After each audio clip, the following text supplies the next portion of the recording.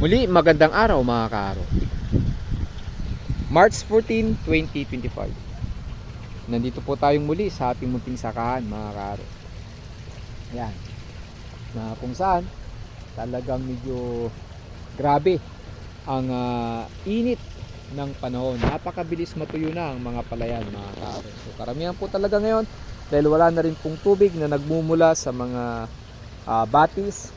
Kaya diesel engine water pump. So ako naman po mga kaaro, ito po yung ating setup. Yan. Araw-araw mayroon po tayong tubig. Solar pump.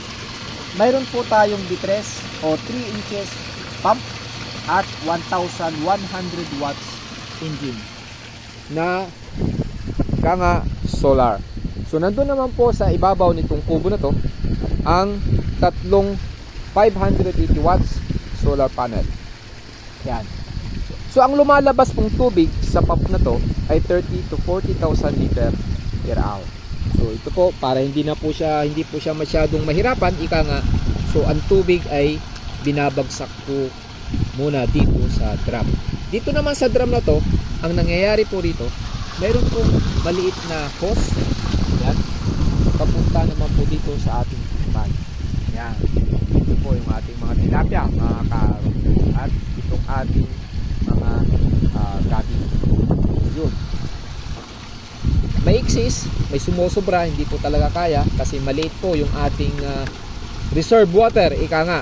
So umaapaw siya, pero hindi naman po yan sayang mga kaaro. Kasi umaapaw siya, papunta naman po dito sa kanal. So ito naman po yung ating hose. Yan. Ang ating hose na ito ay may habang 200 meters. At ang dulo po ngayon nito ay nandoon sa huling tambak mga kaaro. Yan. Sa buong maghapon nito, may tubig na po yung dulong-dulo niyan. Kasi po kapag pinadaan po natin dito sa, bagamat gumawa po ako nito, itong kanal na to, dire-diretso po yan, pero hindi po yan umabot sa dulo, kaya medyo kumakalat kaagad yung tubig, kaya hindi makarating halos dun sa dulo. Kaya ginamitan po natin ng hose. Ganito po ang sistema po talaga nito. Gagamitan mo ng hose, papunta po kung saan mo siya patutubigan para sigurado pong may tubig yung area na yon. Tapos putol-putol na po yung drum, yung putol-putol na po yung hose mga kaaro. Kung saan yung tambak na patutubigan natin, puputulin na po natin yung hose para doon naman po yung matutubigan. So itong kalahating hektarya na to ay kaya naman.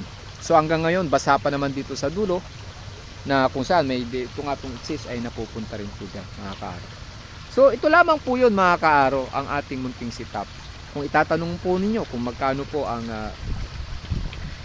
nagastos po sa setup na to ay more or less 35,000. Low budget pa lamang po ito. Pwede pa po itong mapalakas. Siguro po bagay na bagay po dito, sabihin na po natin kapag yung mga 2 horsepower o 3 horsepower ika nga na diesel na water pump, solar pump ay talagang mas kayang-kaya niya sana. Pero dahil medyo importante, mabasa natin, mayroon tayong tubig, kahit low budget na 35,000, hindi na rin po ako nangangamba na ang palayang ito ay hindi bubunga ng maayos kasi kulang sa tubig. Yan mga kaaro. So ito po yon ang ating solar pump system. So muli mga kaaro, ito po ang inyong kaarong magsasaka na kuminsan naghahayag ng salita at nangingialam sa politika. To God be the glory. Bye bye.